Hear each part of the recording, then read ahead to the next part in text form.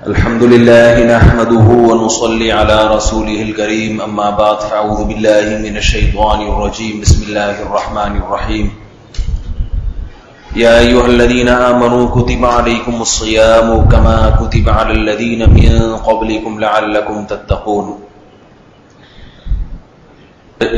درس قرآن کے بجائے ارادہ ہے کہ رمضان کے حوالے سے چند ایک باتیں آپ کے سامنے رکھ لی جائیں، اور سوالات کی پرچیاں بہت زیادہ ہیں تو آج اس کو بھی سارے سوالات انشاءاللہ نمٹا دیں گے، کیونکہ اب رمضان ہے تو رمضان میں بیانات کا جو سلسلہ ہے وہ اس طرح سے نہیں ہوتا، وہ ظہر میں ہوگا، وہ بھی اتوار کے دن، اور اس میں بھی مجھے معلوم نہیں ہے کہ میرا بیان ہوگا یا نہیں ہوگا، تو ہو سکتا ہے مجھے سفر پہ جانا پڑ جائے، سفر پہ چلا گیا تو پھر 1-2 ہفتے بیان کا ناغہ ہو جائے گا، تو اس لیے آپ فی الحال اس کو آخری ہی سمجھ کے سنیں، نہ بھی ہو آخری تو آخری سمجھ کے سننے سے فائدہ یہ ہوگا کہ غور سے سنیں گے، شوق سے سنیں گے، پھر ایسا نہ ہو آپ کو بعد میں افسوس ہو ہم نے تو وہ آخری سمجھ کے سنا تھا بہت شوق سے، یہ تو پھر مولوی صاحب دوبارہ آ گئے، تو افسوس کی بات نہیں ہے، غور سے سننے میں کوئی زیادہ توانائی میرا خیال ہے صرف نہیں ہوتی، تو اگلی دفعہ پھر غور سے سن لیجئے گا، کوئی اتنا بڑا مسئلہ نہیں ہے۔ رمضان کی آمد ہے، منگل کے دن انشاءاللہ پاکستان میں پہلا روزہ ہوگا خلافا لأہل پشاور، اس میں پشاور والوں کا اختلاف ہے، ان کے ہاں پیر کے دن روزہ ہوگا۔ اس جمعے کے بیان میں نے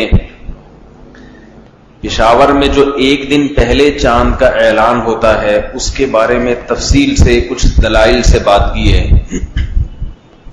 کہ پشاور میں جو ایک دن پہلے چاند کا اعلان ہوتا ہے وہ شرعی لحاظ سے غلط ہے، اور وہ سارے پشاور کے علماء اس پہ متفق بھی نہیں ہیں، چند ایک علماء ہیں جن کی یہ رائے ہے، اس پہ تفصیل سے دلائل دیے ہیں، اگر آپ اجازت دیتے ہیں تو ان دلائل کا خلاصہ تھوڑا سا آپ کے سامنے بھی بیان کر دیتا ہوں۔ پہلی بات تو یہ ہے کہ کسی مملکت کے اندر باقاعدہ شہادتیں وصول کرنے کا اختیار اور شہادتیں وصول کر کے عید یا رمضان کا اعلان کرنے کا اختیار یہ حکومت کو ہے، یہ کسی فرد واحد کو یا کسی جماعت کو یا کسی تنظیم کو اپنے طور پر اس کا اختیار نہیں ہے۔ تو وہاں کے جو علماء اپنی کمیٹی بنا کر اعلان کرتے ہیں، ہم ان سے پہلے تو یہ مطالبہ کرتے ہیں کہ اگر یہ اس طرح سے کمیٹیوں کی شریعت میں اجازت ہوتی تو اس سے تو فساد پیدا ہوگا، ہر آدمی اپنی ایک 1.5 اینٹ کی مسجد کھول کے بیٹھ جائے گا۔ انتظامی چیزوں میں تو اللہ تعالیٰ نے حکومت کو اختیارات دیے ہیں، آپ حکومت کو بہت ساری چیزوں میں فالو کرتے ہیں، چاہے آپ اس کو فاسق و فاجری کیوں نہ کہیں، لیکن بہت ساری چیزوں میں حکومت کا قانون اور حکومت کا فیصلہ وہ معتبر ہوتا ہے۔ اگر یہ بات سمجھ میں نہیں آتی، دلائل 2 قسم کے ہوتے ہیں، ایک الزامی اور ایک تحقیقی۔ تحقیقی دلیل یہ کہتے ہیں کہ آپ اس کو کسی کو سامنے والے کو دلیل سے بات سمجھائیں، اگر وہ اس پہ نہیں آتا، دلیل کو نہیں مانتا، تو پھر الزامی دلیل۔ الزامی کا مطلب یہ ہوتا ہے کہ اچھا اگر آپ کا دعویٰ درست ہے تو آپ اس دعوے کو فلاں جگہ پہ فالو کیوں نہیں کر رہے، فلاں جگہ پہ فالو کیوں نہیں کر رہے۔ تو اگر پشاور کے حضرات ہماری اس بات کو نہیں مانتے کہ حکومت کا فیصلہ معتبر ہے، اس کو نہیں مانتے، اپنی ذیلی کمیٹی انہوں نے بنائی ہوئی ہے، ذیلی بھی نہیں ہے بلکہ اپنی مستقل کمیٹی بنائی ہوئی ہے، اس سعودی عرب میں کیوں نہیں ہے؟ سعودی عرب میں آپ نے ایک دن کیوں نہیں کر لیتے کہ وہی ہو سکتا ہے سعودی عرب غلط چل رہا ہو، وہاں کیوں نہیں کرتے آپ؟ وہاں حکومت جو فیصلہ کرے حج عمرے کا اس کو کیوں فالو کرتے ہیں؟ آپ سعودی عرب میں جا کے اپنا ایک الگ سسٹم بنائیں، وہاں نہیں کرتے کیونکہ وہاں کی حکومت کرنے نہیں دیتی۔ وہاں اگر آپ ایک دن پہلے رؤیت ہلال کمیٹی کو بٹھائیں گے تو پھر آپ ساری زندگی کے لیے بیٹھے ہی رہیں گے، کبھی بھی اٹھ نہیں سکیں گے آپ۔ وہاں کی حکومت خلاف قانون چلنے والوں کو بہت سخت سزا دیتی ہے. تو یہ اس لیے غلط ہے. یہ دوسری بات یہ کہ اگر تھوڑی دیر کے لیے ہم فرض کر لیتے ہیں کہ آپ یہ کہتے ہیں ہمیں بہت ساری شہادتیں وصول ہوتی ہیں،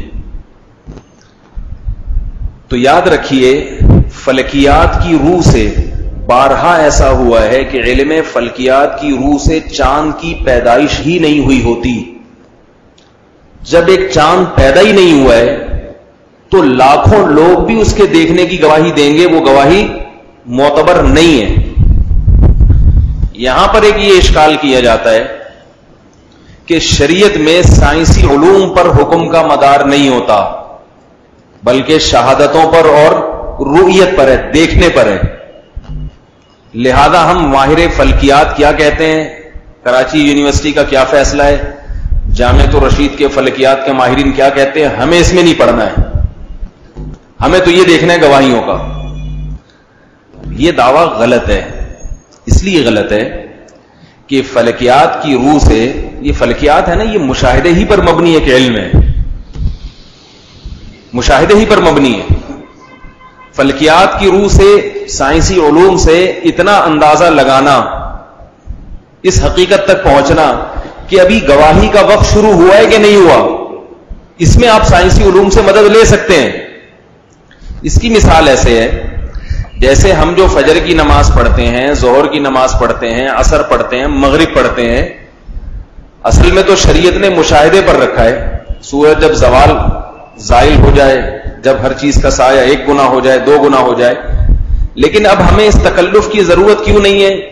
اس لیے کہ سائنسدانوں نے کیلکولیشن کی ہوئی ہے.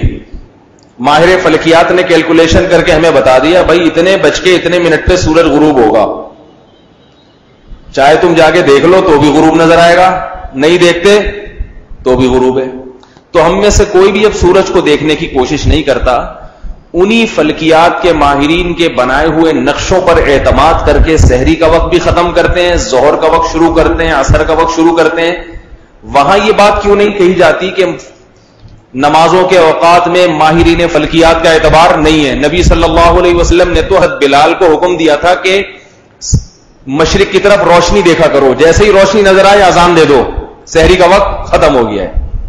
اب تو کوئی مؤذن روشنی نہیں دیکھ رہا، اب تو فلکیات کی علم سے فائدہ اٹھایا جاتا ہے. تو فلکیات کی بنیاد پر ہم چاند کے ہونے یا نہ ہونے کا فیصلہ نہیں کر رہے، فیصلہ ہم رؤیت پر، دیکھنے پر کر رہے ہیں. فلکیات سے ہم صرف یہ اطمینان کر رہے ہیں کہ چاند پیدا بھی ہوا ہے کہ نہیں ہوا. علم فلکیات بتا دیتا ہے کہ چاند پیدا ہو چکا ہے. بعض دفعہ علم فلکیات یہ بتا دیتا ہے کہ چاند پیدا بھی ہوگا اور اتنا موٹا ہوگا کہ سب کو نظر آئے گا. پھر اس کے بعد ہم کیا کرتے ہیں؟ شہادتیں لیتے ہیں لوگوں سے. اور بعض دفعہ علم فلکیات یہ کہتا ہے کہ چاند پیدا تو ہوگا مگر نظر آنے کا امکان ہے بھی اور نہیں بھی ہے، اتنا باریک ہوگا وہ اور اتنی تھوڑی دیر کے لیے طلوع ہوگا. اب ہم کیا کہتے ہیں کہ یہ وہ موقع ہے جہاں شہادتیں وصول کی جائیں، کیونکہ اب نظر آنے کا امکان نہیں بھی ہے. ہم فیصلہ شہادت ہی پر کریں گے، لیکن فلکیات کے علم سے پتا چلے گا کہ شہادت کا موقع ابھی شروع ہوا بھی ہے کہ نہیں ہوا. اور تیسری چیز کیا ہے کہ ماہرین فلکیات بتا دیتے ہیں کہ چاند سرے سے پیدا ہوا ہی نہیں ہے. جب ہے ہی نہیں، 2 اور 2 4 کی طرح پتا چل جاتا ہے یہ فلکیات کے علم سے کہ چاند ہے ہی نہیں. جب ہے ہی نہیں تو پھر یہ کہنا کہ 400 آدمیوں نے دیکھا ہے اور 4 لاکھ آدمیوں نے دیکھا ہے، پورے پشاور نے دیکھا ہے، پورے صوبہ سرحد نے دیکھا ہے، یہ بات ایسی ہے کہ ماہرین فلکیات اس پر قہقہے لگا کے ہنستے ہیں. نہیں یاری میرا خیال ہے بات سمجھ. یہ پھر ہنس جگائی، جگ ہسائی کا ذریعہ بنتی ہے یہ چیز کہ ایک چیز ہے ہی نہیں، آپ نے دیکھ کیسے لی. اب یہ ہے کہ انہیں سمجھائے کون یہ بات. دیکھو غروب آفتاب ہوگا تو افطاری کا وقت شروع ہوگا، ایسا ہی ہے نا. آپ نے نقشے میں دیکھا، ماہرین فلکیات کو کال کی، ماہرین فلکیات نے بتایا کہ 6:10 پر، ایک مثال دے رہا ہوں، سورج غروب ہو جائے گا. یہ سورج کی رفتار تو ایک متعین ہے، 6:10 پہ سورج غروب ہو جائے گا. تو زیادہ غلطی 2 منٹ کی 3 منٹ کی ہو سکتی ہے ان سے. 4 منٹ کی ہو سکتی ہے, 5 منٹ کی بھی فرض کر لیں کہ ہو گئی ان سے کیلکولیشن غلطی. اب ایک آدمی 5:30 بجے کہہ رہا ہے کہ سورج غروب ہو چکا ہے, میں نے خود اپنی آنکھوں سے دیکھا ہے. تو یاد رکھو یہ موقع ہی نہیں ہے کہ آپ ایسے آدمی کی بات سنیں. آپ ایک میز کرسی لگا کے بیٹھیں اور کہیں کہ جن جن نے سورج کو غروب ہوتے دیکھا ہے آ کے گواہی دیں. اس لیے کہ آپ اگر میز کرسی لگا کے بیٹھ گئے جبکہ ماہرین فلکیات کہہ رہے ہیں کہ سورج غروب ہونے میں ابھی آدھا گھنٹہ باقی ہے, اور ماہرین فلکیات کوئی ایک نہیں ہے پوری دنیا میں. آپ امریکہ کے ماہرین فلکیات کو فون کر کے ابھی اگر پوچھیں, امریکہ کے ماہرین فلکیات کیلکولیٹ کر کے بتائیں گے کہ اتوار کی رات کو پاکستان میں چاند کی پیدائش نہیں, اگر ہے تو اتنی باریک ہے کہ اس دنیا کی آنکھوں سے اس نگاہوں سے دیکھنا اس کو ممکن ہی نہیں ہے. یہ امریکہ والے بھی کہہ دیں گے آپ کو. آپ اگر جاپان کے سائنسدانوں سے پوچھیں, میں پشاور والوں سے خاص طور پہ بات کر رہا ہوں کیونکہ میرا بیان وہاں بھی جائے گا, سنا جائے, وہاں پہ لوگ سنتے ہیں جو پشاور کے چند مخصوص ہونا, سب نہیں, سب ان سے متفق نہیں ہے. آپ جاپان کے ماہرین فلکیات سے پوچھیں کہ حضرت اتوار کو مغرب کی نماز کے بعد پشاور میں چاند کا امکان ہے یا نہیں ہے, جاپان کے ماہرین فلکیات کہہ دیں گے کہ یا تو سرے سے ہے ہی نہیں, یا اگر ہے تو اتنا باریک ہے کہ اس آنکھ سے اس کا مشاہدہ کرنا ممکن نہیں ہے. فلکیات پر کسی ایک قوم کا تو قبضہ نہیں ہے نا. جامعۃ الرشید وہ علماء کا ادارہ ہے, ان کے ماہرین فلکیات نے بھی یہی بتایا ہے کہ اتوار کو مغرب کی نماز کے بعد پورے پاکستان میں چاند کا نظر آنا فلکیات کی روح سے ممکن ہی نہیں ہے. اب اگر آپ یہ کہتے ہو کہ فلکیات والے غلط ہیں, پھر اس کی دلیل کیا ہے آپ کے پاس؟ یہ تو ایک ایسی بات ہے جس فن سے آپ کو واقفیت نہیں ہے, آپ نے اس کے غلط ہونے کا. اگر غلط ہیں تو فلکیات والے چاند گرہن ہونے کا جس وقت اعلان کرتے ہیں اسی وقت گرہن ہوتا ہے کہ نہیں ہوتا؟ اس میں گڑبڑ کیوں نہیں ہوتی؟ تو بتا دیتے ہیں اتنے بج کے اتنے منٹ پر فلاں فلاں جگہ پر چاند گرہن ہوگا, اتنی دیر کے لیے ہوگا. اس لیے کہ وہ رفتار جو ہے نا وہ تو ایک فکس ہے زمین کی, چاند کی, سورج کی. تو دوسری وجہ کیا ہوئی ٹھاور کے چاند کے غلط ہونے کی؟ فلکیات کی روح سے بسا اوقات چاند کا امکان ہی نہیں ہوتا اور پشاور میں اعلان ہو جاتا ہے. نہیں آ رہی میرا خیال ہے بات؟ یہ بھی ایک غلط ہے. ہم فلکیات پر مدار نہیں رکھ رہے, مدار شہادتوں پر ہی ہے. لیکن ماہرین فلکیات یہ تو بتائیں گے نا کہ شہادت کا امکان بھی ہے یا نہیں ہے, نظر آنے کا امکان بھی ہے یا نہیں. تیسری وجہ یہ ہے اس کے غلط ہونے کی کہ ہم نے یہ بھی مان لیا کہ آپ کو نظر آ جاتا ہے, چلیں ایک دن پہلے فرض کر لیا. ماہرین فلکیات کو بھی آپ ٹھکرا دیتے ہیں, آپ حکومت وقت کے فیصلے کو بھی نہیں مانتے. تیسری چیز پھر یہ کہ آپ کو جب چاند نظر آیا پشاور کے جن چند مخصوص لوگوں کو, جبکہ یہاں نہیں ہے, یہاں نظر نہیں آیا, وہاں نظر آ گیا, تو ایسا کبھی کبھار تو ہو سکتا ہے چند لوگوں کو آیا, پورے شہر والوں کو نہیں آیا. لیکن جب سے اسلام پشاور میں آیا ہے, ٹھیک ہے, جب سے اسلام پشاور میں آیا ہے اس وقت سے لے کے اب تک ایسا کبھی بھی نہیں ہوا کہ ان چند مخصوص لوگوں کو نظر آیا ہو, پورے شہر والوں کو نظر نہ آیا ہو. دیکھو ہم نے خود کراچی میں 29 کا چاند کئی دفعہ اپنی آنکھوں سے دیکھا ہے نا. کبھی نظر ہمیں نہیں آتا, بلوچستان میں ہوتا ہے, لیکن کبھی ہمیں بھی نظر آ جاتا ہے. کبھی صرف رؤیت ہلال والوں کو آتا ہے, ہمیں نہیں آتا, لیکن کبھی ایسا بھی ہوتا ہے کہ ہمیں بھی آ جاتا ہے. تو میں پشاور کے لوگوں کو اللہ کا واسطہ دے کے پوچھتا ہوں, پشاور کی عوام کو, کہ کبھی ایسا ہوا ہے کہ یہاں کراچی میں چاند نہ ہو, پشاور میں ہو اور پورے پشاور کو نظر آیا ہو؟ وہ کبھی ایسا نہیں ہوا کہ پورے پشاور کو نظر آ گیا, سوائے اس مسجد کے مخصوص مسجد اور مخصوص لوگوں کے اور مخصوص شہادتوں کے. سب کو نظر کیوں نہیں آ رہا؟ کتنے نمبر ہو گئے ہیں بھائی؟ 3 نمبر, 3 نہیں 4 ہو گئے میرا خیال. چلو نمبر پھر وہ خود ہی کیلکولیٹ کر لیں گے بیٹھ کے. چوتھا نمبر یا تیسرا نمبر وہ یہ ہے کہ آپ کو 29 کا چاند, جیسے ہمارے ہاں پیر کی رات کو چاند نظر آئے گا, جو ہمیں آ بھی سکتا ہے اور نہیں بھی آ سکتا, امکان ہے نا.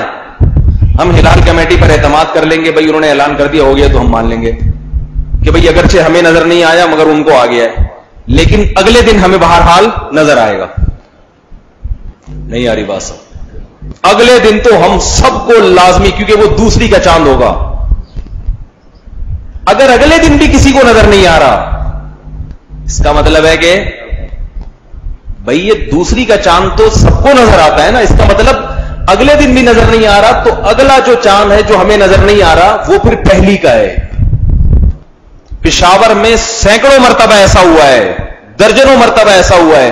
میں نے تو فون کر کے پوچھا ہے لوگوں سے کہ ہمارے ہاں دوسری کا چاند، ہمارے ہاں آج پہلی کا چاند ہے جو ہمیں نظر نہیں آ رہا، لیکن ہلال کمیٹی کے اعتماد پر ہم مان رہے ہیں کہ آج پہلا ہے، لیکن تمہارا تو دوسرا ہے، نظر آ رہا ہے تمہیں؟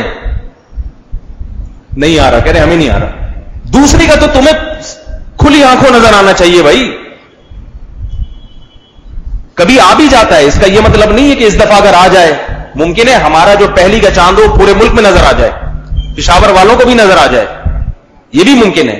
لیکن بسا اوقات ایسا ہوا ہے کہ نظر نہیں آتا، سوائے چند پورے پاکستان میں چند علاقوں میں نظر آ رہا ہوتا ہے، لیکن پشاور میں وہ دوسرا چاند ہوتا ہے تو وہ پورے پشاور کو کھلی آنکھوں نظر آنا چاہیے. یہ ایسے دلائل ہیں جس کا علماء نے، میں یہ مطالبہ نہیں کر سکتا، میں چھوٹا آدمی ہوں، بڑے بڑے علماء نے جن میں حضرت مفتی شفیع صاحب رحمۃ اللہ علیہ، حضرت مفتی رشید احمد صاحب رحمۃ اللہ علیہ اور ہمارے اکابر جتنے گزرے، انہوں نے پشاور کے ان علماء سے جو یہ چاند کا فیصلہ کرتے ہیں درجنوں دفعہ یہ سوالات پوچھے اور ان کی طرف سے آج تک اس کا کوئی معقول جواب نہیں آیا، کوئی معقول جواب نہیں آیا.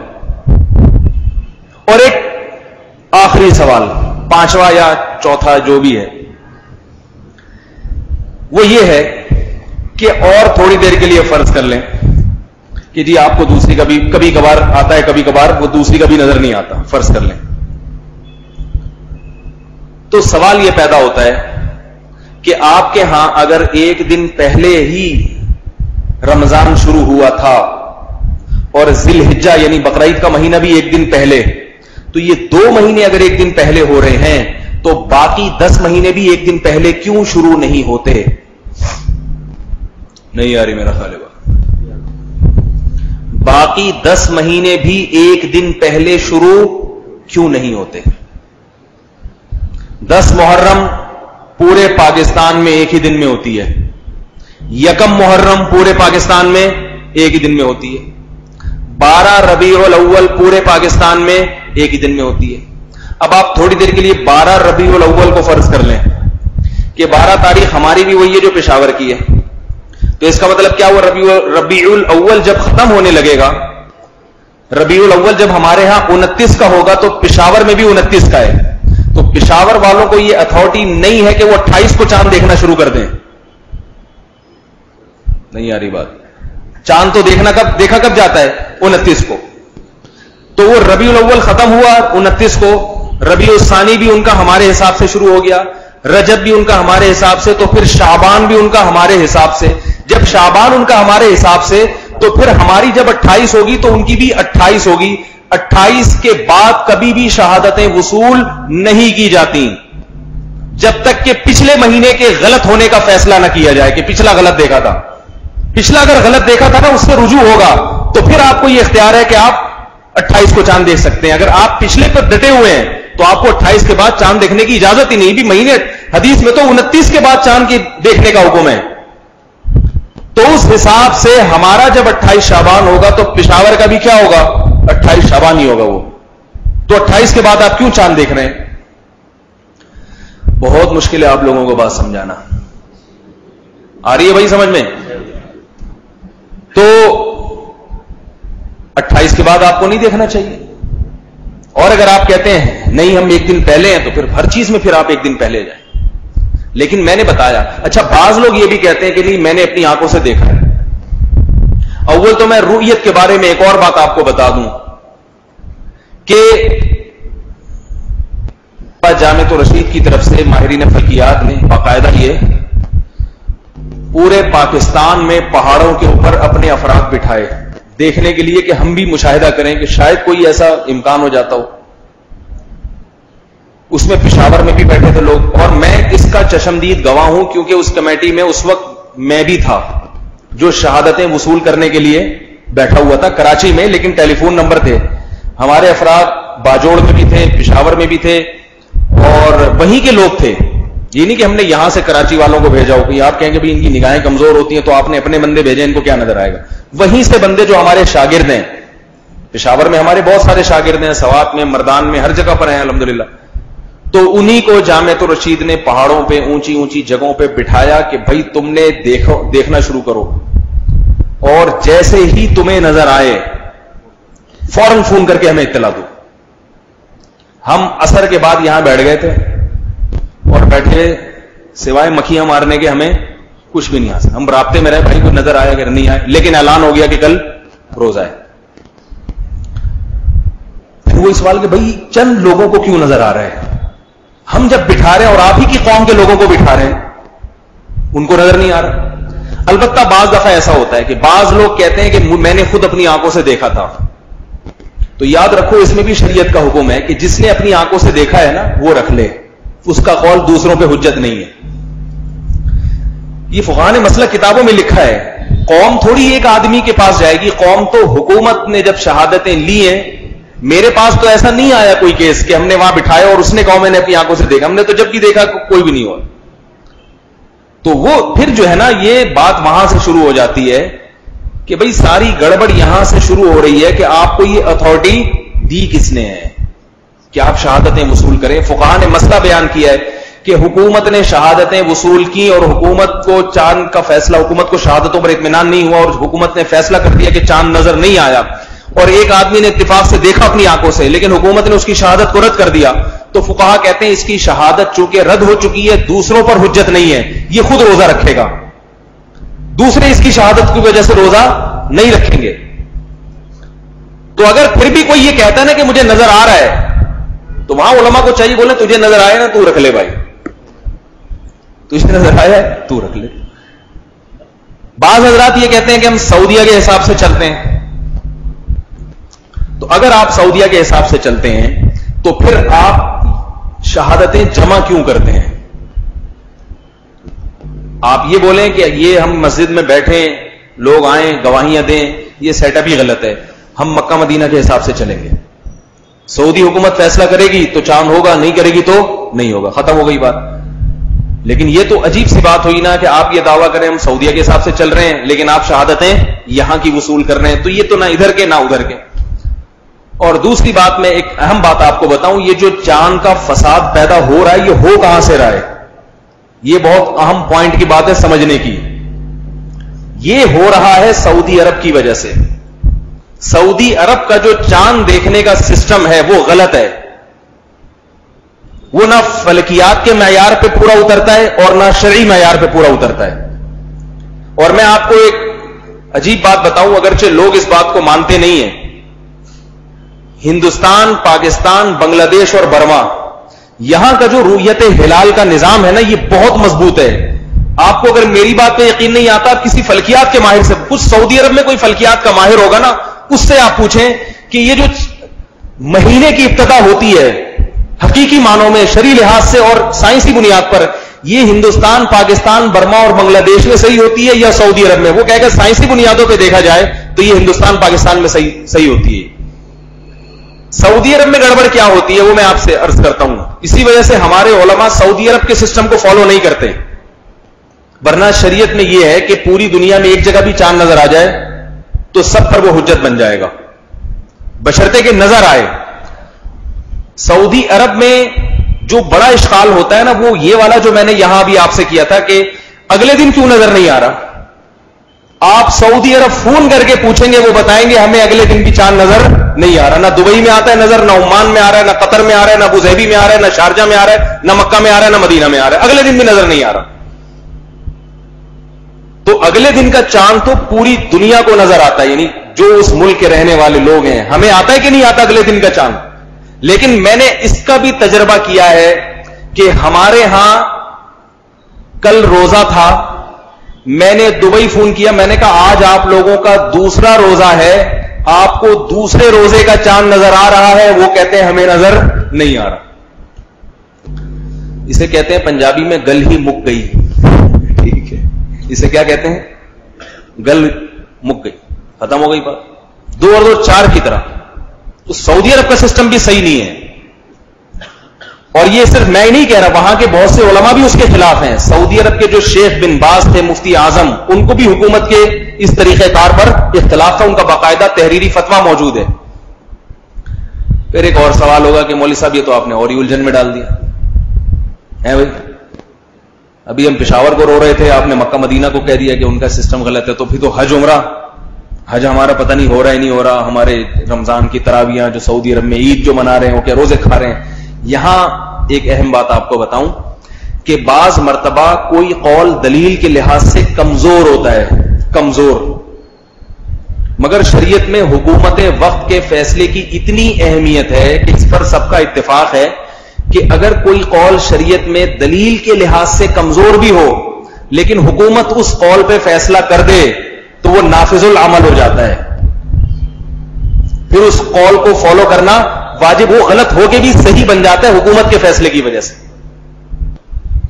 تو میرے بھائی جب کمزور قول حکومت کے فیصلے کی وجہ سے صحیح بن جاتا ہے تو پشاور والوں کی طرف میں دوبارہ آؤں گا، اسٹیشن کی طرف، پشاور اسٹیشن، کہ پھر صحیح قول حکومت کے فیصلے کی بنیاد پر صحیح کیوں نہیں بن جائے گا.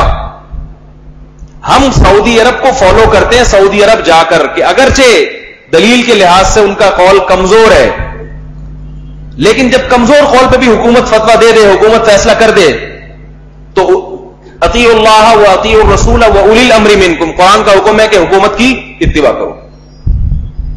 تو وہ ضعیف قول کیا ہے؟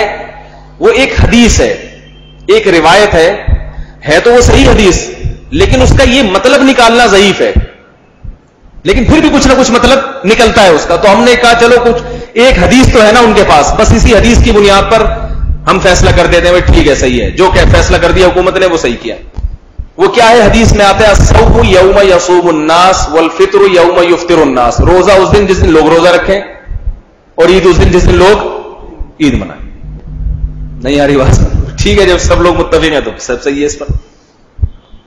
اور دوسری بات، امام احمد ابن حنبل کا ایک قول ہے، اگرچہ وہ دلیل کے لحاظ سے بہت ضعیف ہے، کہ وہ کہتے ہیں ایک آدمی کی شہادت پر بھی فیصلہ ہو جائے گا. جبکہ جمہور کا مذہب یہ ہے کہ مطلع اگر صاف ہو، آسمان میں کوئی بادل نہیں ہے، کوئی گرد و غبار نہیں ہے، تو ایک آدمی کی گواہی معتبر نہیں ہے چاند دیکھنے میں، کیونکہ یہ ایک کیوں اس کو کیوں نظر آیا، باقی کیا اندھے ہیں، باقی کیا بہنگے ہیں. ایک بم پھٹتا ہے کسی علاقے میں، ایک آدمی آ کے آپ کو بتا رہا ہے وہاں بم پھٹا ہے، آپ اس علاقے کے لوگوں سے آ کے پوچھ رہے پھٹا ہے، کہہ رہے نہیں، تو یہ قسمیں بھی اٹھائے گا. آپ کہیں گے باقی سارے کیا بہرے ہیں؟ جب بم پھٹے گا تو تجھے کیوں سنائی دے رہا ہے، ان کو کیوں نہیں سنائی دے رہا. تو یہ فقہا کا اصول ہے کہ جس چیز کے مشاہدہ کرنے والے کثیر ہو سکتے ہوں اس میں ایک دو آدمیوں کی گواہی معتبر نہیں ہوتی. تو چاند میں جب بادل یا تو بادل ہو تو پھر تو چلو ہم یہ کہہ سکتے ہیں بادل ایک سیکنڈ کے لیے ہٹاتا، بس ستار بھائی نے دیکھ لیا، غفار بھائی کو پتہ ہی نہیں چلا، یہ ممکن ہے، پھر تو ہم کہہ سکتے ہیں بھائی ایک آدمی کی گواہی بھی. لیکن بات یہ ہے کہ مطلب بھی صاف ہے تو، اور چاند ایسا نہیں ہے کہ ایک سیکنڈ کے لیے طلوع ہوتا ہو پھر غائب ہو جاتا ہو، ایسا بھی نہیں ہے. تو پھر یہ کیا بات ہے کہ بھائی اس نے دیکھا اور اس نے نہیں دیکھا. تو جمہور کا مذہب یہ ہے کہ جم غفیر ہونا چاہیے اگر مطلع صاف ہے. سعودی حکومت میں جم غفیر کا اعتبار نہیں ہوتا، وہ ایک آدمی کی شہادت پر بھی فیصلہ کر دیتے ہیں. تو پہلی تو کمزور دلیل یہ کہ صرف ایک پر فیصلہ کیوں ہو رہا ہے، اور اس میں عجیب سے عجیب تر یہ کہ شہادت ہمیشہ اس کی قبول کی جاتی ہے جس کی شہادت کے بارے میں آپ کو اطمینان ہو کہ یہ سچا آدمی ہے، جھوٹا نہیں ہے. یہ شہادت کا اصول ہے. اگر اس کے جھوٹا ہونے کا کوئی بھی قرینہ موجود ہے شہادت رد کر دی جاتی ہے. تبھی باپ کی شہادت بیٹے کے حق میں نہیں سنی جاتی عدالت میں، شوہر کی شہادت بیوی کے حق میں، یا بیوی کی شہادت شوہر کے حق میں. مشہور قصہ ہے نا حضرت علی رضی اللہ تعالیٰ عنہ کا. حضرت علی خلیفۃ المسلمین تھے، اپنے بیٹے کی شہادت پیش کی، عدالت نے مسترد کر دی، بھئی آپ کا بیٹا تو آپ کے حق میں بات کرے گا.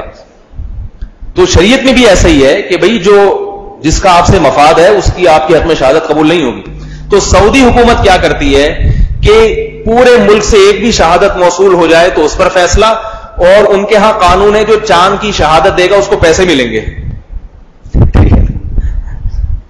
اس پہ حضرت مفتی تقی عثمانی صاحب دامت برکاتہم نے بھی اعتراض اٹھایا تھا.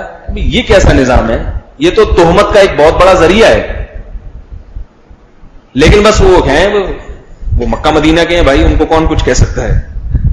اب ہم کیا کرتے ہیں؟ ہم یہ کہتے ہیں بھائی چلو کچھ بھی ہے، کمزور قول ہے دلیل کے لحاظ سے جیسا بھی ہے، لیکن حکومت ہے، حکومت وقت سے آپ اختلاف کریں گے، نتیجہ کیا نکلے گا؟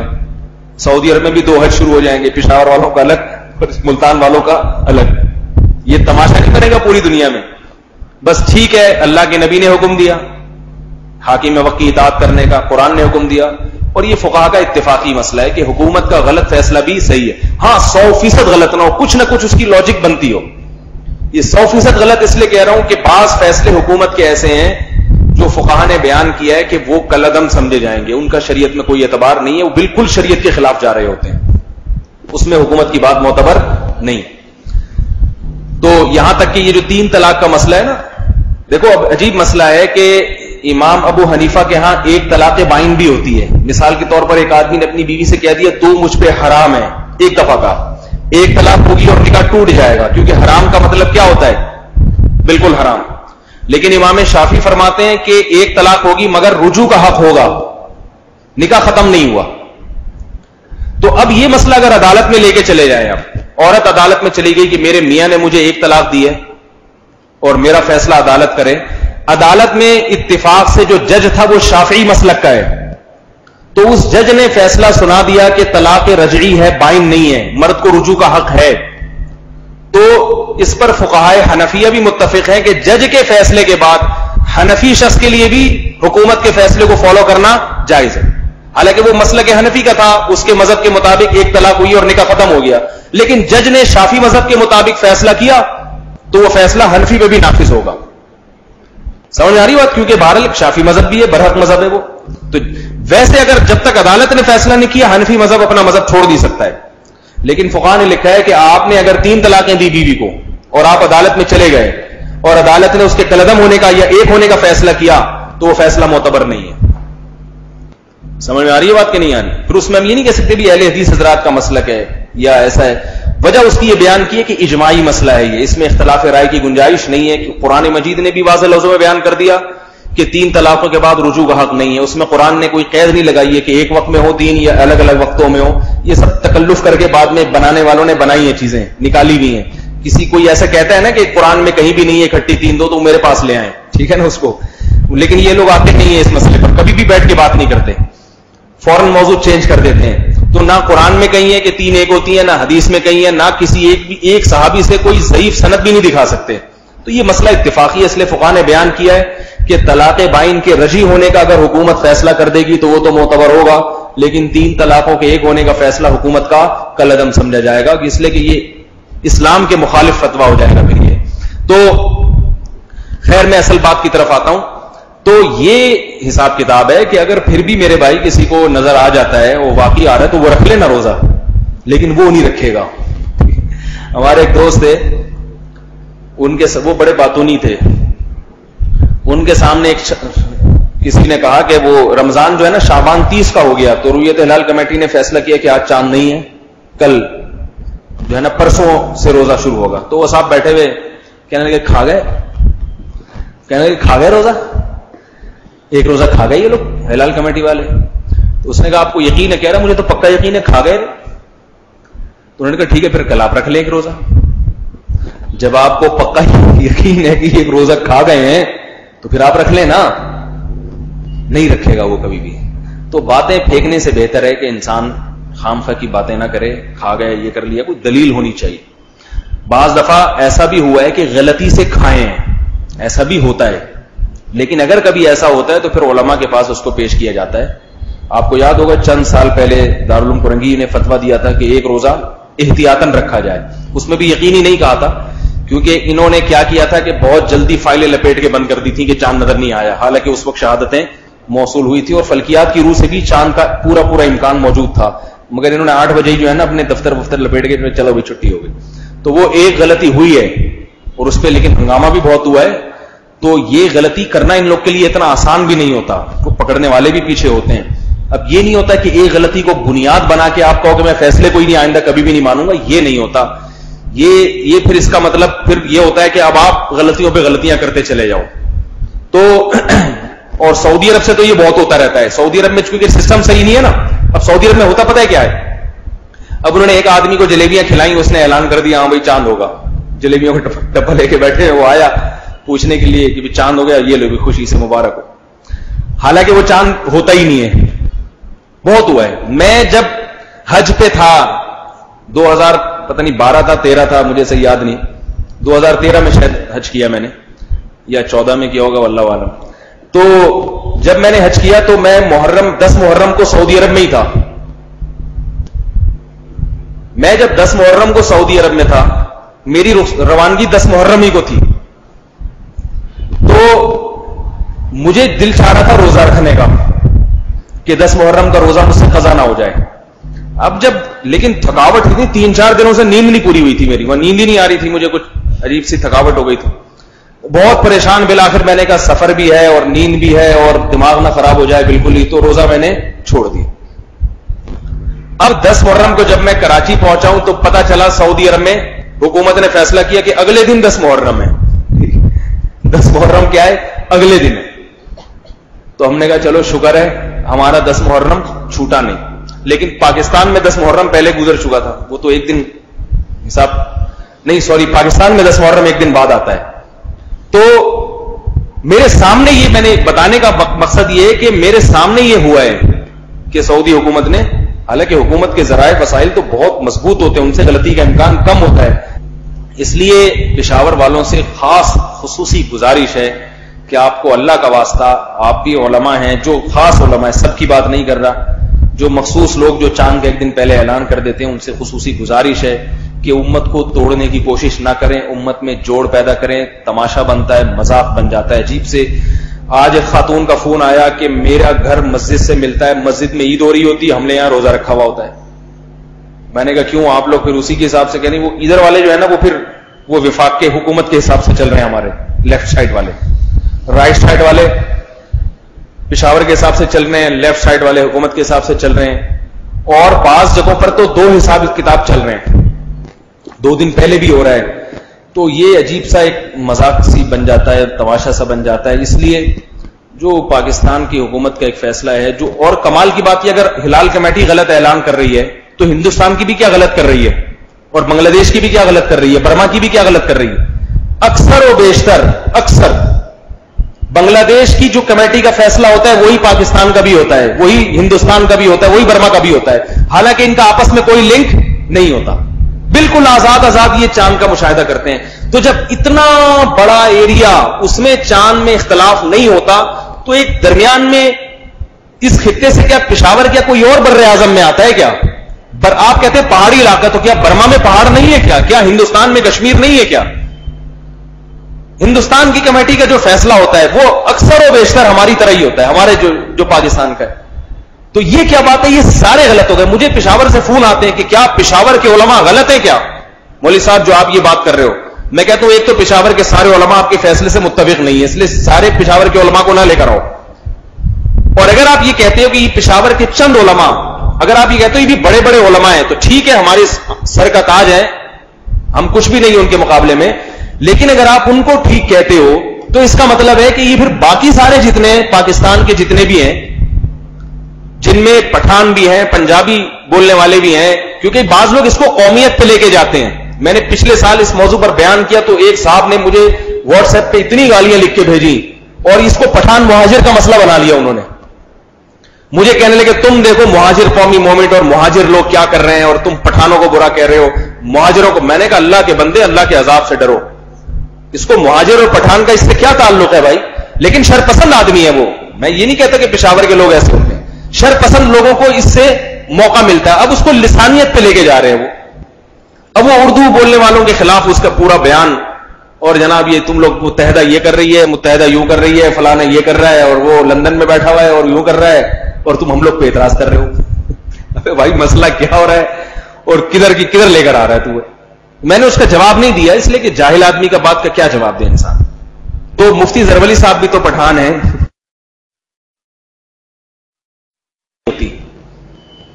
سمجھ رہے ہیں؟ تو اگر بعض لوگ مجھ سے کہتے ہیں ہم اپنے قاری اور حافظ کو ہدیہ دیتے ہیں, میں اس سے کہتا ہوں اسے ٹرائی کر کے دیکھیں, اسے پہلے بتا دیں کہ اگلے سال آپ کو ہماری مسجد میں ثواب کے علاوہ کچھ بھی نہیں ملے گا, پہلے سے بتا دیں. وہ کہتے ہیں ثواب ملے گا, یہ کیا ثواب ملے گا, یہ بات ہوئی, نماز پڑھانے کے صرف ثواب ملے گا. یہ قاریوں کے حالات ہو گئے ہیں. کیونکہ میں نے ایک دفعہ اپنی مسجد میں کسی کو لے آیا تھا, میری طبیعت خراب تھی, میں نے ان سے یہ بات کہہ دی کہ آپ یہاں آ رہے ہیں, ٹیکسی کا آنے جانے کا کرایہ تو ہم دیں گے, ظاہر ہے وہ تو کیونکہ ہم اپنے لیے پڑھوا رہے ہیں نا, تو وہ تو آنے جانے کی ذمہ داری ہے, اور کھانا بھی ہم کر دیں گے کیونکہ اب رات تراویح کے بعد کافی ٹائم ہو جاتا ہے, تو اکرام مسلم کا تقاضا ہے, باقی پیسے نہیں ملیں گے آپ. تو وہ اس چکر میں ہوں گے چلو پیسے نہیں ملیں گے, خوشی سے تو ملے گا نا, تو وہ مقصد تو پیسہ ہی ہے, چاہے خوشی سے ہو یا غمی سے ہو. تو میں نے ان کو پہلے بتا دیا کہ ہمارے ہاں امام کو خوشی سے دینے پر بھی پابندی ہے, حالانکہ پابندی تھی نہیں, لیکن میں نے انتظامیہ سے پہلے بولا وقتی طور پر پابندی لگا دو تاکہ میں اسے بول دوں پھر ہٹا دیں گے اگلے. کیا خیال ہے؟ بہت مشکل ہے بھائی سمجھانا. بھائی پابندی لگا دو تاکہ میری بات سچ ہو جائے. اس کو میں بولوں گا ہم نے پابندی لگائی ہوئی ہے, پھر بھی آتا ہے ہم پابندی ہٹا دیں گے, پھر بھی دے دیں گے لفافے میں کچھ. بیچارے نے خدمت کی, ہماری اتنی دور سے آیا ہے, نماز پڑھائی ہے, تو ٹھیک ہے کہ آدمی ہے, اگر وہ ہماری خدمت کرتا ہے ہم اپنی خوشی سے کچھ بھی دے دیں اس کو, لیکن اس کو پہلے یہ باور کرا دیں گے یہاں سے ثواب کے علاوہ آپ کو کچھ بھی نہیں ملے گا. دیکھتے ہیں اس کے تیور کتنے بدلتے ہیں. تو پہلے تو وہ سمجھا کہ مذاق کر رہے ہیں, وہ اوپر سے سب یہی کہتے ہیں کہ جی کچھ نہیں ملے گا, اندر سے تو ہوتا ہے کہ ملے گا انشاءاللہ. ایک دو دن آیا, پھر اس نے ادھر ادھر سے معلومات کروائیں کہ یار یہ واقعی کچھ نہیں ملے گا. ٹھیک ہے, میں نے ممبر پہ بیٹھ کے مسئلہ بھی بیان کیا, میں نے کہا کچھ نہیں ملے گا, اور مجھے بھی نہیں کچھ ملتا تھا. کمال کی بات تو یہ, میں کئی سال سے تراویح پڑھا رہا ہوں, تو مجھے خوشی سے بھی الحمدللہ کوئی کچھ بھی نہیں دیتا تھا, کیونکہ میں نے شروع میں آ کے تراویح کی اجرت کے بارے میں اتنا ڈرا دیا لوگوں کو کہ لوگ پھر ہدیہ دیتے ہوئے بھی کانپ رہے تھے کہ یار ایسا نہ ہو کہ میں دوں اور یہ کہیں دار اسلام سے خارج نہ کر دیں. تو اللہ کا شکر ہے مسجد میں مجھے تراویح کے ختم کے بعد اللہ کا شکر ہے صرف ثواب ہی ملتا ہے. اب تک کی رپورٹ یہی ہے, ٹھیک ہے, صرف ثواب ہی ملتا ہے. تو لیکن یہ بڑی بات ہے بھائی ثواب مل جائے. اگر یہ اس لیے کہہ رہا ہوں کہ قاری لوگ کہہ رہے ہیں صرف ثواب, یہ کیا بات ہوئی ہے صرف ثواب ملے گا, تو اس کو بتاؤ بھائی یہ ثواب ہی ہے. انہوں نے بولو ہم نے جو 20 رکعتیں کھڑے ہو کے پڑھی ہیں, ہمارے جو گھٹنے در کے, ہمیں بھی تو ثواب ہی مل رہا ہے, اور کیا مل رہا ہے تمہیں؟ تو سب کا ثواب تمہارے کھاتے میں جائے گا, لیکن پیسوں کی لالچ کی وجہ سے ہی اپنا سارا ثواب برباد کر دیتے ہیں, سارا ثواب برباد کر دیتے ہیں. تو اس کو ہم نے بہت اچھی طرح باور کرایا, لیکن اس بیچارے کے پھر جو ہے نا ناک منہ ٹیڑھا میڑھا ہونے لگا. اس کے باتوں سے اندازہ ہو گیا اس کو بہت شدید اذیت پہنچ رہی ہے. میں نے کہا بس اس کو اسی طرح لٹکاؤ, بولو کچھ بھی نہیں ملے گا. ٹھیک ہے, پڑھا تو دی اس نے, لیکن مزہ نہیں آیا, نہ پڑھنے میں مزہ آیا نہ پڑھانے میں مزہ آیا. تو آپ اس طرح سے قاری کو ذرا آزمائیں, اور یقین ہو جائے کہ واقعی اس کے دل میں ذرا بھی لالچ نہیں ہے, تو پھر تو ویسے ہی میں کہتا ہوں حافظوں قاریوں کو بیچاروں کو کچھ ہدیے ودیے نذرانے ویسے ہی دینے چاہیے. غریب ہی ہوتے ہیں بیچارے, یہ غریب تھا تبھی تو مدرسے میں آ گیا پڑھنے کے لیے, پیسے والا ہوتا تو ڈاکٹر انجینئر بنا دیتے والدین اس کو. کیا خیال ہے بھائی؟ غریب بچوں کو ہی زیادہ تر مدرسوں میں داخل کیا جاتا ہے. اگر ذرا سا ابا کے پاس پیسہ ہوتا تو ابا اس کو تجارت میں اپنے ساتھ لگاتے نا. تو یہ حافظ قاری لوگ ہیں بیچارے, غریب غربا ہیں, لالچی کو تو ایک دھیلا نہ دیا کریں, اور جس کے بارے میں یہ ہو کہ لالچی نہیں ہے تو اس بیچارے کو دے دیا کریں, ثواب ملے گا انشاءاللہ اس کو. لیکن یہ کہ آزمائیں ضرور, اور یہ دھندا ختم ہونا چاہیے کمانے کا. رشتہ دار خوشی سے دے, ہو گیا بھائی. ماں باپ کی اطاعت میں ماں کے پاؤں چومنا جائز ہے؟ چومنا جائز ہے, مگر اس کا معمول نہیں بنانا چاہیے. قبضے کی زمین پر بنائی گئی مسجد میں نماز پڑھنا جائز نہیں ہے. اگر کوئی مسلمان سود کھا چکے ہیں اور اب سود سے بچنا چاہتے ہیں, اب رقم استعمال کرتے ہیں, ان کے بارے میں کیا حکم ہے؟ جو رقم باقی ہے اس کے لیے وہ صدقہ کرتے ہیں, رقم تھوڑی تھوڑی کر کے, اور توبہ بھی کرنے ہیں اللہ تعالیٰ سے. یکمشت صدقہ نہیں کریں, تھوڑا تھوڑا کر کے اصل مالک تک پہنچائیں جس سے سود لیا ہے. اگر وہاں تک پہنچانا ممکن نہیں ہے تو صدقہ کر دیں.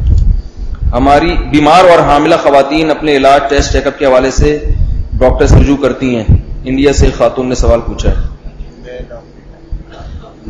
دیکھیں, عورت کے لیے ضروری ہے کہ وہ فیمیل ڈاکٹر سے ہی علاج کرائے اپنا. اگر فیمیل ڈاکٹر ممکن نہیں ہے یا ڈاکٹر ماہر نہیں ہے, پھر مجبوری میں میل ڈاکٹر سے, مرد ڈاکٹر سے علاج کرا سکتی ہیں.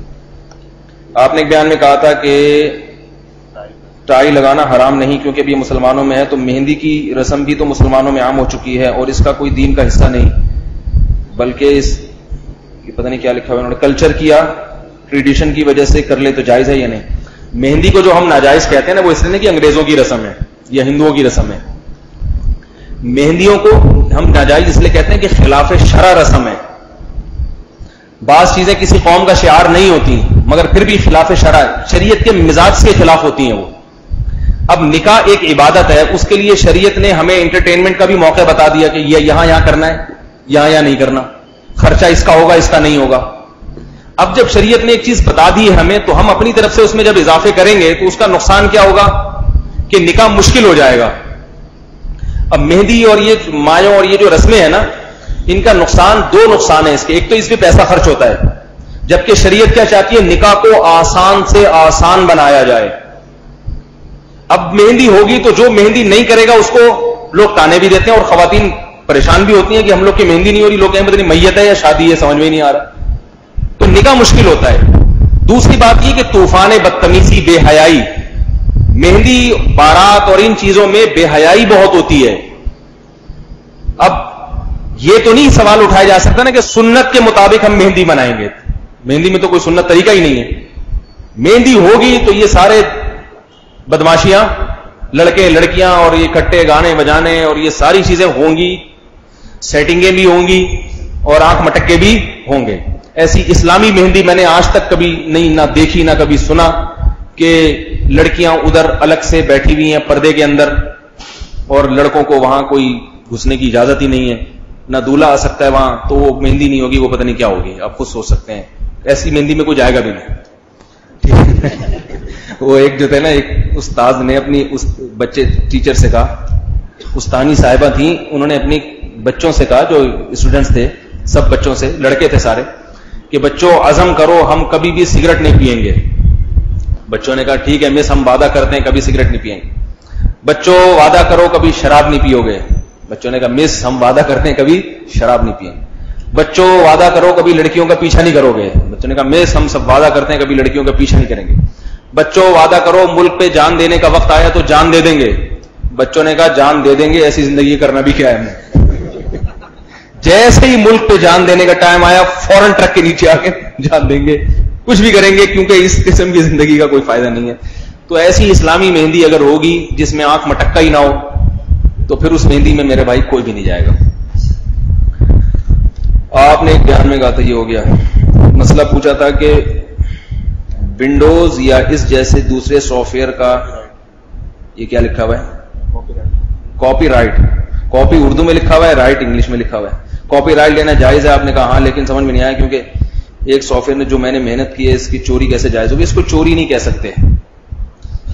سمجھ میں آ رہی ہے نا بات؟ بعض علماء کا تو مذہب یہ ہے کہ یہ جب ایک چیز آپ نے بنا دی ہے، جیسے ایک رائٹر نے کتاب لکھی ہے، تو کتاب جب لکھی ہے اس نے وہ 1 کروڑ روپے کی اپنی کتاب بیچ دے، آگے وہ یہ پابندی نہیں لگا سکتا کہ اس کو آپ چھاپ نہیں سکتے، اس کو آپ جو ہے وہ آگے شائع نہیں کر سکتے، کیونکہ اس میں علم کی جو ہے نا کتمان علم ہے، یعنی علم کو آپ روک رہے ہو. یہ تو ضرور ہے کہ مصنف کا نام تبدیل کرنے کی اجازت نہیں، اس میں دھوکہ ہے، لیکن پھر بھی دنیا کا ایک کاپی رائٹ کا قانون بنا ہوا ہے تو علماء کہتے ہیں اس کو فالو کرنا چاہیے. لیکن اس کو وہ چوری نہیں کہیں گے جو شریعت میں جس پہ چوری کے احکامات جاری ہوتے ہیں. ایسے آدمی کا ہاتھ نہیں کٹتا شریعت میں، بس ایک ملکی قانون ہے تو اس کو فالو کرنا ضروری ہے. باقی یہ جو سافٹ ویئر کی خرید و فروخت ہے، یہ قانون پاکستان میں چلتا ہی نہیں ہے. بعض قوانین ایسے ہوتے ہیں کہ انہوں نے خود چھوڑے ہوئے ہیں، کرتے رہو، ٹھیک ہے نا. وہ قانون اگر بعض تو صرف کتابوں کی حد تک ہوتے ہیں، ان کو پتا ہے کہ یہ اس ملک میں اپلائی ہے ہی نہیں اور وہ اس پہ کوئی اعتراض بھی نہیں کرتے، تو پھر ایسے قانون کے بارے میں علماء بھی یہ کہتے ہیں کہ بس یہ کتاب کی حد تک لکھا ہوا ہے، اگر وہ خود ان کو کوئی اعتراض نہیں ہو رہا وہ خود ایکشن، حالانکہ وہ ایکشن لے بھی سکتے ہیں، تو جب نہیں لے رہے ایکشن تو پھر ٹھیک ہے چلتے رہو. کیونکہ اگر اس میں آپ پابند لگائیں گے تو پھر بہت مشکلات کھڑی ہو جاتی ہیں اس کے لیے.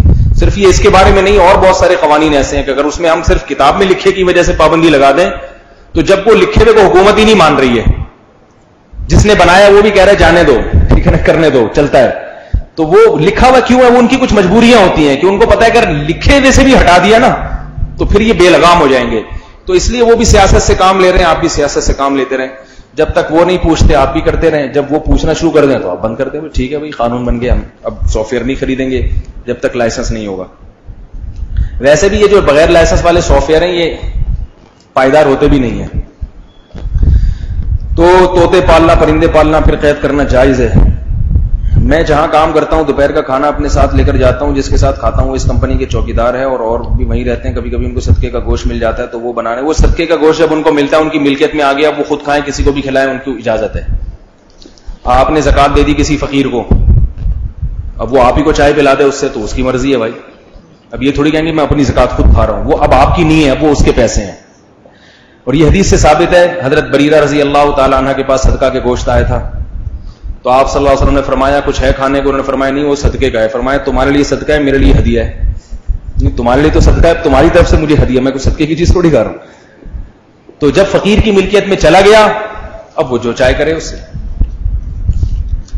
بعض لوگ اسی طرح تو زکات استعمال کرتے ہیں نا اس کو ٹیکنیکل طریقے سے. فقیر کو دی زکات, مسجد میں نہیں لگتی, مدرسے میں تعمیر پہ نہیں لگ سکتی, فقیر کو دینا ضروری ہے. فقیر کو دی, اب اسے کہتے ہیں یار ذرا ادھر پلر کھڑا کر دے مسجد کا, تیری بڑی مہربانی ہوگی, ٹھیک ہے نا, یہ مدرسہ بنا دے, وہ بنا دیتے اپنی مرضی سے. اگر اپنی خوشی سے کر رہا ہے تو ٹھیک ہے, مجبور ہو کے کر رہا ہے تو وہ جائز نہیں ہے.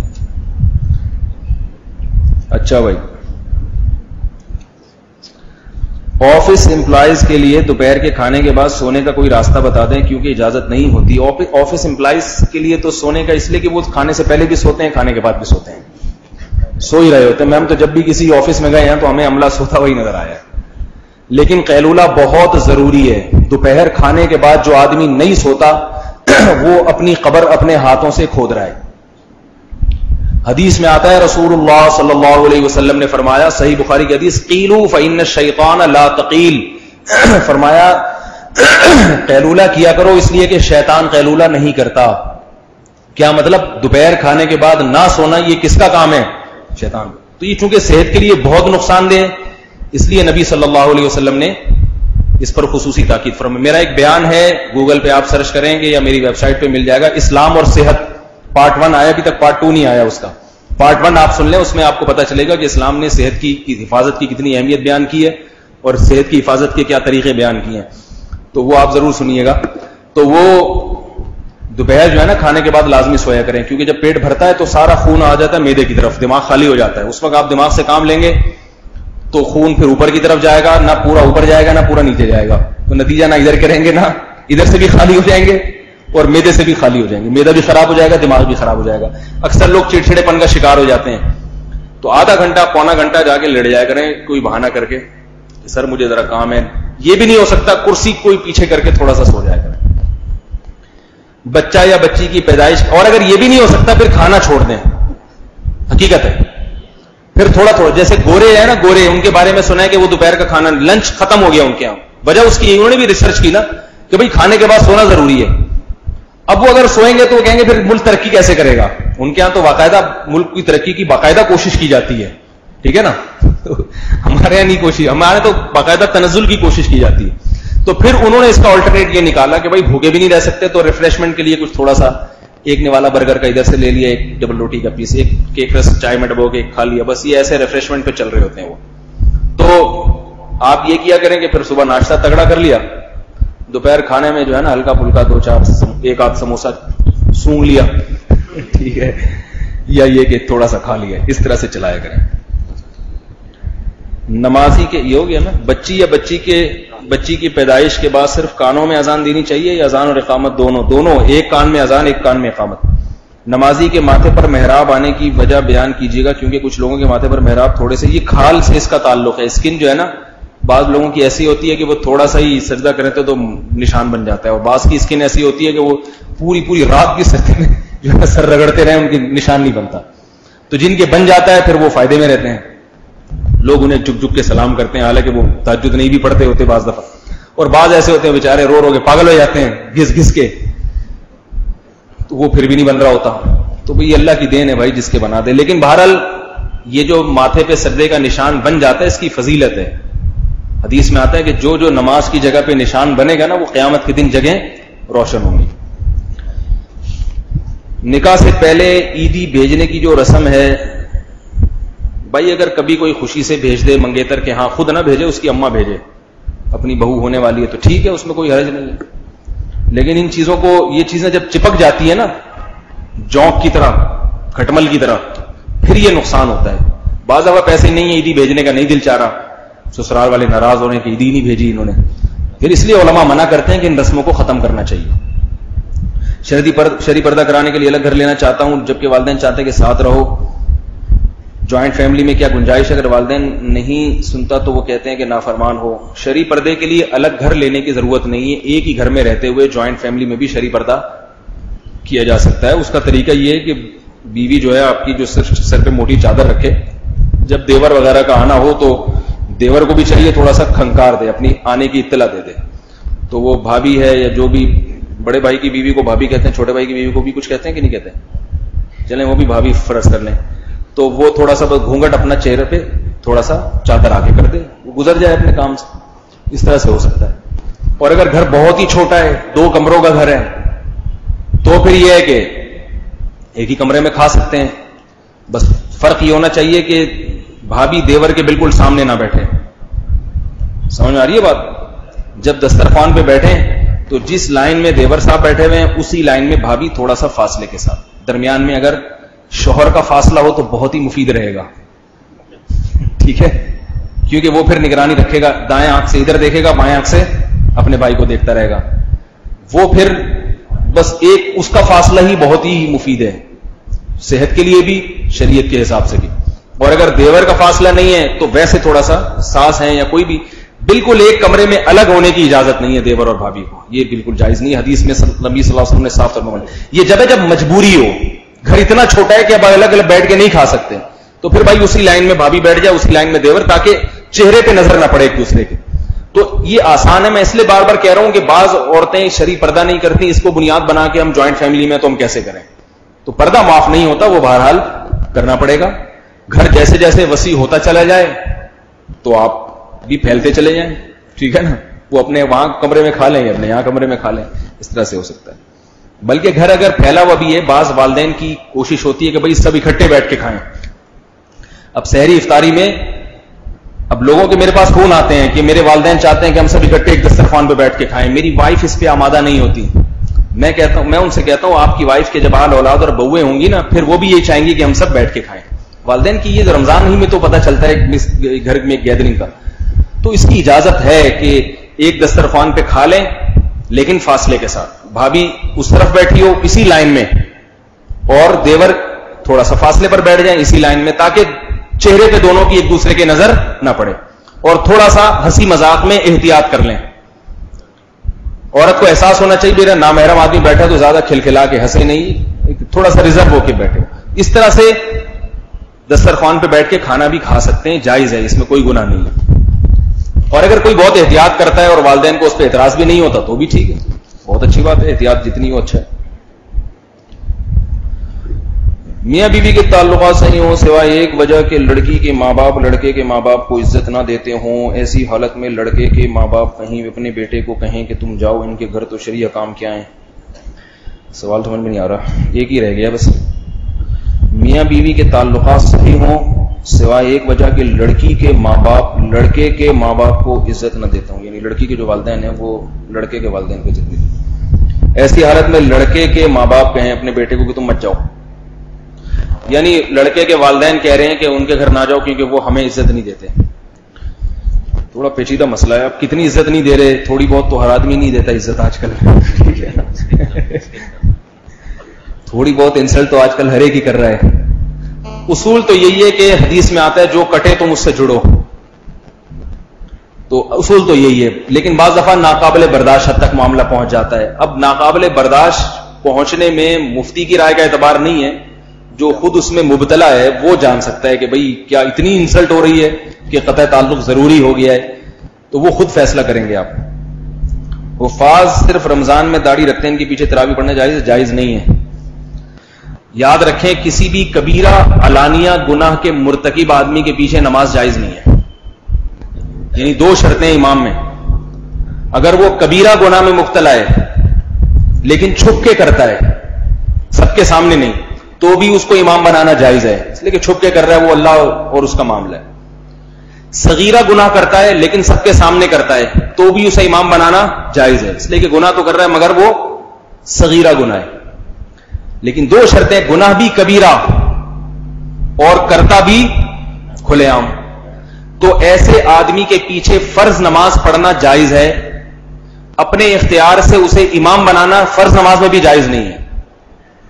یعنی آپ سے اگر کوئی سلیکشن کرے کہ پوچھے کہ اس کو میں امام بناؤں تو آپ کے لیے جائز نہیں کہ آپ اس کو امامت کے لیے آگے کریں. اگر آگے ہو گیا تو نماز آپ کی ہو جائے گی فرض نماز, کیونکہ فرض نماز میں شریعت نے کہا کہ بھئی جماعت نہ چھوڑو, صحیح امام نہیں ملتا تو فاسق فاجری کے پیچھے پڑھ لو. اب سعودی عرب میں, دبئی میں, شارجہ میں اکثر امام داڑھی کاٹنے والے امام ہیں, تو وہاں لوگوں سے فون آتے ہیں کیا کریں. میں کہتا ہوں بھائی آپ نے تو نہیں بنایا نا اس کو امام, اگر آپ نے بنایا تو آپ گناہگار ہو گئے, بنایا حکومت نے. اب آپ کے پاس کوئی قریب میں دوسری مسجد بھی نہیں ہے, وہاں بھی ایسے ہی امام ہے, تو پھر آپ اسی کے پیچھے پڑھ لو, کیونکہ مسجدوں میں دو دو جماعتیں کہ داڑھی والے کی الگ بغیر داڑھی والے کی الگ, یہ پھر صحیح نہیں ہے. تو وہی پھر اسی کے پیچھے پڑھ لو تاکہ مسلمانوں کی اجتماعیت نہ ٹوٹے اور فاسق کے پیچھے بھی جماعت کی نماز سے محرومی نہ ہو.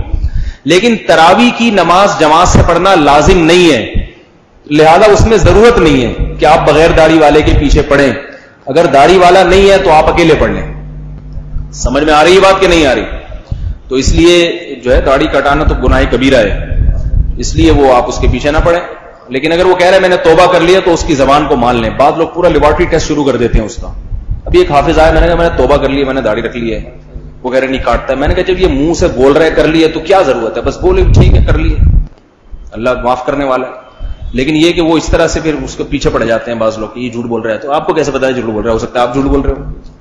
تو ہمیں شریعت نے ظاہر کا مکلف بنایا ہے, تو جو ہے نا اس لیے اس کو امام بنانا جائز نہیں. اسی طرح کوئی اور گناہ کرتا ہے کھلے عام, سینما گھر میں جا رہا ہے کھلے عام, لڑکیوں سے کھلے عام دوستیاں لگے, چھپ چھپا کے, تو اللہ معاف فرمائے, پتہ نہیں کس کس نے کیا کیا کیا ہوا ہے, ٹھیک ہے نا. ویسے علماء لوگ الحمدللہ اس چیز سے بچتے ہیں, آپ بدگمان نہ ہو. لیکن اگر کسی نے کیا ہوا ہے چھپ چھپا کے ہے تو اس کو الگ سے لے جا کے سمجھا دیں بھائی آپ پہ کم از کم یہ چیز سوٹ نہیں کرتی. لیکن اس کو امامت سے ہٹانا جائز نہیں ہے. بعض لوگ یہ کرتے ہیں امام کا راز فاش کر دیتے ہیں کہ بھائی اس کو امام بنایا ہے, یہ تو یوں ہے, یہ تو یوں ہے. تو راز فاش کرنا یہ خود ایک کبیرہ گناہ ہے. کوئی چھپ کے گناہ کر رہا ہو, اس کے گناہ کو لوگوں کے سامنے لے آنا یہ تو اس سے بھی بڑا گناہ ہے. علماء نے لکھا ہے ایک آدمی نے زنا کیا, وہ بھی کبیرہ گناہ کا مرتکب, لیکن چھپ کے کیا ہے. اور ایک آدمی نے لوگوں کے سامنے اس کے گناہ کے بارے میں بتا دیا, تو علماء نے لکھا ہے کہ یہ اس سے بڑا مجرم ہے, اس سے بڑا مجرم ہے. اور اس کی مثال دی ہے کہ ایک آدمی نے کہیں نجاست کی, کوئی جو ہے نا جسم سے نجاست خارج کی, پہانا کیا کہیں پہ, اس نے غلط کیا نا کہ ایک جگہ جو نہیں ہے ادھر کر دیا, اور دوسرا اسے ڈنڈی سے لے کے پوری سڑک پہ گھما رہا ہے. تو بڑا مجرم کون ہے؟ جو ڈنڈی سے لے کے گھما رہا, بولا دیکھو اس نے یہ گن کیا ہے یہاں پہ, تو میں سب کو بتانا چاہتا ہوں یہ گن کیا ہے, سب کے سامنے ثبوت ہے, ڈنڈی لے کے آ رہا ہے, تم بھی سون کے دیکھو, تم بھی سون کے دیکھو. لوگ کہیں گے اس نے تو اتنا برا نہیں کیا, تو اس سے بھی زیادہ برا کر رہا ہے. بالکل ایسے ہی ایک آدمی نے گناہ کیا, اس کا گناہ اس کی ذات کی حد تک ہے, کسی کو پتا نہیں ہے. دوسرا کہہ رہا ہے اس نے زنا کیا ہے, اس کو بھی بتا رہا ہے, اس کو بھی بتا رہا ہے, اس سے گندگی پھیلتی ہے. لوگ کہتے ہیں یار جب اس نے کر لیا تو ہم نے اگر کر لے تو کیا ہے, اس نے جب برا کیا تو ہم نے اگر کر لیا تو کیا ہے. مجھے ایک آدمی نے بتایا کہ ایک عالم تھے, ان پر کسی نے جھوٹی تہمت لگائی زنا کی, حالانکہ انہوں نے زنا نہیں کیا تھا. ان کے اختلاف ہو گیا تو کسی عورت نے تہمت لگا دی ان کے اوپر. خواتین, بعض خواتین, سب نہیں, جو میرا بیان سن رہی ہیں, بار بار کہتا ہوں ان کے علاوہ کی بات کر رہا ہوں میں. بعض خواتین کیا کرتی ہیں کہ وہ جو ہے نا عورت کا جو یہ دعویٰ ہے نا تہمت کا, یہ دعویٰ لوگ بہت جلدی قبول کر لیتے ہیں, کیونکہ وہ عورت کی بات کو لوگ اس معاملے میں زیادہ مانتے ہیں. مطلب اسی کے ساتھ کوئی چکر بازی ہوگی جو یہ کہہ رہی ہے. تو خواتین مرد کی اس نیچر سے فائدہ اٹھاتی ہیں. کسی کے تہمت لگانی ہو نا تو الزام فحش جلدی لگاتی ہیں. تبھی اللہ تعالیٰ نے قرآن مجید میں نبی کو حکم دیا کہ جب عورتوں سے بیعت کریں تو یہ اس بات پر باقاعدہ حلف لیں کہ کسی پر جھوٹی تہمت نہیں لگائیں گی. مردوں سے بیعت اس بات پہ نہیں کی ہے کہ کسی عورت پہ بہتان نہیں باندھیں گے, عورت سے اس بات پہ بیعت کی ہے.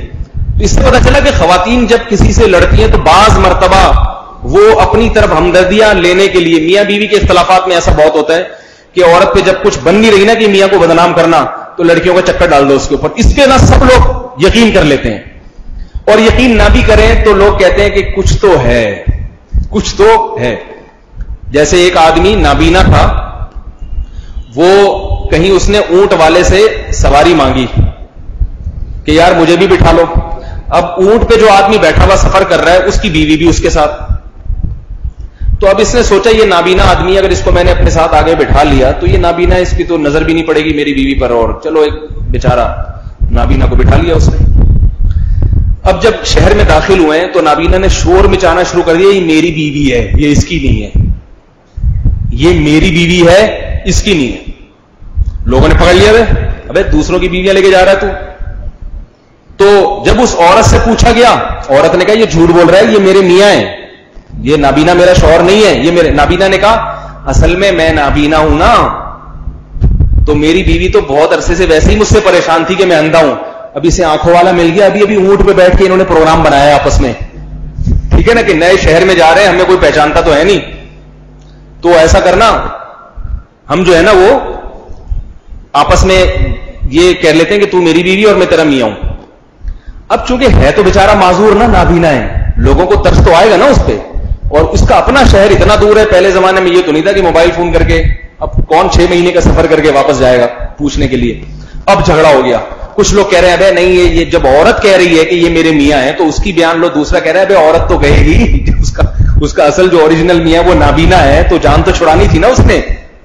اب نابینا پہ لوگوں کو ترس آ رہا, بھاتم پائی جھگڑے, اور ادھر نابینا بیٹھا ہوا کہہ رہا ہے بیوی ملے نہ ملے چکر میں تو ڈال دیا نا,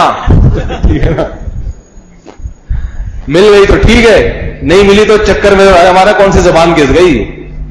تو بعض عورتیں, سب نہیں بھائی, بار بار کہتا ہوں جو بیان نہیں سن رہی ان کی بات کر رہا ہوں, ان میں سے بھی بعضوں کی بات کر رہا ہوں. وہ کیا کرتی ہیں کہ جب میاں بیوی کا جھگڑا ہوتا ہے تو جب کچھ نہیں بنتا تو وہ فحش الزام لگا دیتی ہیں, اور فحش الزام ایسا ہے کہ لوگ عورت کے اس الزام کو جلدی قبول کرتے ہیں. اندر کے حالات تو جیسے بیوی جانتی ہے کوئی بھی نہیں جانتا, ایسے بعض کیسز ہوتے ہیں. تو ایسا ہی ایک کیس ہوا, اس لیے میں کہہ رہا ہوں کہ اتنی جلدی کسی شریف آدمی پر کی تہمت کو قبول نہ کر لیا کریں. تو ایسا ہی ایک کیس ہوا تھا, ایک عالم تھے, ان پر زنا کی تہمت لگ گئی.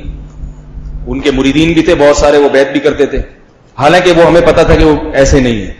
اب ان کے ایک مرید نے مجھے بتایا, اس نے کہا کہ مجھے اپنے جن سے میں بیعت ہوں ان پر اتنا اطمینان ہے کہ مجھے یقین ہے کہ وہ زنا نہیں کر سکتے, لیکن جب سے تہمت لگی ہے شیطان میرے دل میں وسوسے ڈال رہا ہے, یار یہ صحیح بھی ہو سکتی ہے, اور کہہ رہا ہے کہ مجھے اتنے زنا کے مواقع ملتے ہیں, میں تو آفس میں ہوتا ہوں, بہت مواقع ملتے ہیں, میں آج تک بچا رہا, لیکن میرے دماغ میں بار بار آ رہا ہے یار اگر ان سے ہو سکتا ہے تو میں نے اگر کر لیا تو کیا ہو گیا, میں توبہ کر لوں گا.